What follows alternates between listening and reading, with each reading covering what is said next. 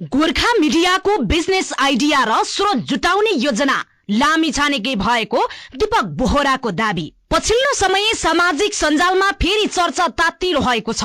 गोर्खा मिडियाको business idea र स्रोत जुटाउने योजना रवि लामिछानेकै भएको भन्ने खुलासा उनका पूर्व स्वकीय सचिव दीपक बोहराले गरेका छन्। यता रवि लामिछाने भर्खरै मात्रै गत शुक्रबार धरोटीमा रिहा भएका छन्। यस बयानले सहकारी काण्डसँग सम्बन्धित उनका गतिविधि र रणनीतिमाथि नयाँ बहस जन्माएको छ। हो राष्ट्रिय स्वतन्त्र पार्टी रासुपाका सभापति र पूर्व उपप्रधान तथा गृह मन्त्री रवि लामिछानेसँग सम्बन्धित विवाद फेरि सामाजिक सञ्जालमा भाइरल बनेको छ। लामिछानेका पूर्व स्वकीय सचिव दीपक बोहराले गोर्खा मिडिया नेटवर्कको सञ्चालन र आर्थिक स्रोत जुटाउने मुख्य योजना लामिछानेकी भएको खुलासा गरेका छन्। बोहराका अनुसार लामिछानेले छविलाल जोशी र जीबी राईलाई CNN र अल जजिरा स्तरको मिडिया बनाएर लगानी दोब्बर बनाउने योजना बनाएका थिए। यो योजना अनुसार सहकारीको रकम मिडियामा लगानी गराई फसाउने व्यवस्था पनि गरिएको थियो। दीपक बोहराको दाबीले लामिछानेमाथि सहकारी रकम अपचलनको आरोपलाई थप बल पुर्याएको देखिन्छ।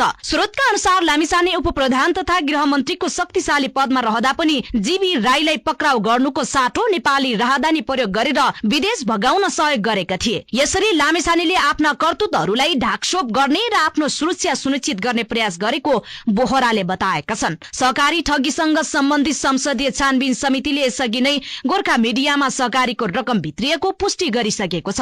दीपक बोहराको बयानले सामाजिक सञ्जालमा चर्चा र लाभ बढाउने मात्र नभई लामिछानेमाथि कानूनी र नैतिक दबाव पनि पर्ने संकेत गरेको छ। सामाजिक सञ्जालमा यो समाचार भाइरल बनेको छ कि प्रयोगकर्ताहरूले यसलाई सत्य प्रमाणित पूर्व सहयोगीबाट आएको खुलासा भनेर शेयर गरिरहेका छन्। कतिपयले भने यदि यस्ता खुलासाहरू अदालतमा पुष्टि भए लामिछानेको जेल चलान पक्का हुने चर्चा गरिरहेका छन्। यो विषयले अझै धेरै राजनीतिक हलचल र मिडिया चर्चा निम्ताउने देखिन्छ। सामाजिक सञ्जाल र मुख्य धाराका समाचार माध्यमले यसलाई निरन्तर रिपोर्ट गरिरहेका छन्।